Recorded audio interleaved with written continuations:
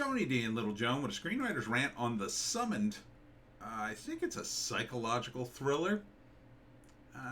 Don't know any other way to describe it. Smash like and subscribe. Thank you for smash liking and subscribing. Check out my books. Links in the description. Comedy Horror in South Jersey. It's what? It's the Pineys. Books 1 through 9 available at Amazon.com. Don't forget, Kindle Unlimited is free. So these people are summoned for therapy. Not sure how that works, but these 4 people show up, and then there's this very what's the word? Erudite, urbanite. I'm not sure of the word, but he's very sophisticated. Hey, I'm a doctor, and here I am, and I am Mr. Frost, and I've invited you all here because I'm going to do horrible things to you, apparently.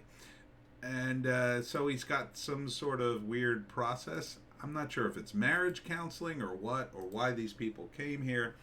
The main character, I'm not sure his name, but he's a musician.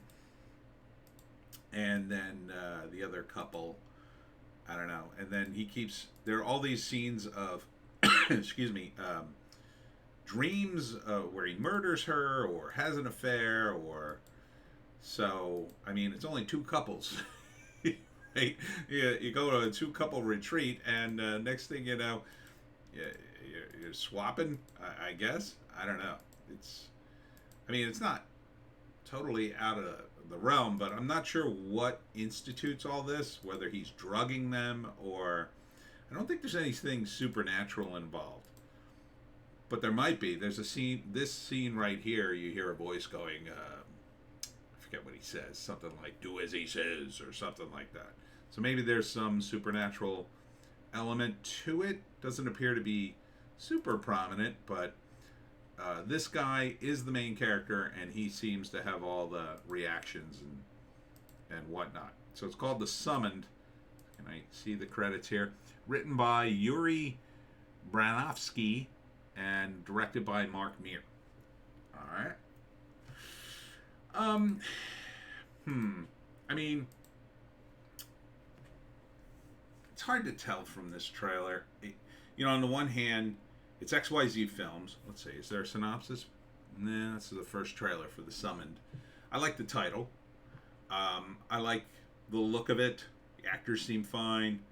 Mr. Frost in particular seems to be the kind of villain you'd want for this sort of movie where it's, strange and weird, and he's playing with your mind kind of movie. I don't know if the payoff on these kinds of movies usually work for me. They don't seem... It's always one of these movies where I'm sitting there watching it going, why don't they just leave? Why don't they just call somebody? Why don't they, why don't you just leave? If things are weird and creepy, why don't you just go home? I don't like this. Let's go home. I don't know. Maybe that's me. But especially when you got guys... I think the implication is these guys are rich or famous or sort of borderline rich and famous. So I'm not sure why they're here and what the setup is, other than it's a weekend. Maybe they just want to endure it. But then when you get into cheating and killing each other and you keep having these horrible dreams, I'm not sure what the deal is. So maybe The Summoned is a double entendre and there is a demon of some sort that's summoned, because I did get just a taste of that. But if that's the case, not seeing it from this trailer, I'd like to know a little more. I think the trailer kind of drops the ball. It's intriguing enough that I'm kind of mildly interested, but I would need to know, why this is all happening. Is this guy Frost some supernatural entity? Is he in contact with one? Is this all in their heads? It's tough to promote a movie where there's going to be a big surprise, right? So let's say, I worked on a movie where the idea was you implicate there's a supernatural entity, but the big reveal is there's not. So if you're going to do something like that, it's really tough to promote, because you obviously can't promote the ending, because that's the big twist at the end. So that is a challenge. But if you can't do that, then I need to know more, I think, about the characters. Who these, yes, there are two couples here. Are they married? What's their deal? Like, give us more of that. So when I see things being disrupted by this, whether it's a supernatural entity or not, I at least kind of know the story. It's going to be about a couple and whether or not, like, why are they here? They got summoned for therapy. That's weird. That's very weird. So you can't just throw that out there and not kind of explain it, or don't throw that out there. So if this is marriage counseling, for instance, and it could be because it's two couples, then throw us a line about why they're going to marriage counseling, like I hope this could save our relationship or something like that. Then I kind of like can get the vibe, oh, okay, that's why they're here. They're going to save their relationship, and then this doctor screws with them. Whether it's supernatural or not, kind of irrelevant. Although, it'll be more relevant if you actually go see it, but at least I'm kind of like led down the garden path of where you're kind of going with this, as opposed to, say, I don't know, a murder mystery, right? It could be a murder mystery. It doesn't seem to be, but I think a lot of what's in this trailer is all in his head. So that's, on the one hand, I understand why you're showing it. It's all the extreme stuff, because dreams can be pretty extreme sometimes. But the downside of that is you're showing me things that don't actually happen in the movie. It's kind of a tease for things that aren't going to happen. So, I don't know. First act, you got this couple and they're going to this retreat. They meet up. They seem to have the woman seems to have known one of them before, the woman in the couple. So I'm not sure how that works. Maybe that's why they have the affair. So that makes sense. And then they meet Mr. Frost, whatever the hell his name is. I already forgot. He's this erudite. I think that is the word, erudite kind of guy. I'm going to trust the process. We're going to do this, and I would think it would be couples therapy then. We're going to solve your problems, or you're going to feel relaxed, or you're going to be smarter. I don't know. So then they start doing it, and at first it's great, and then it gets. But the main character, is like, it's a little weird. It's a little weird. I don't know if I like this. Oh, you're being a stick in the mud. Blah blah blah. Then he starts seeing indications of things. Maybe he has a bad dream, and he's getting the vibe, we should just go. But then his girlfriend, of course, is like, no, come on, let's stay. I'm having a good time. All right, honey. And then it escalates from there. It gets worse and worse. The dreams get worse. Then things start to happen. Maybe he starts to think his girlfriend's having an affair. The other girl's maybe trying to seduce him. I get sort of both those impressions from the trailer.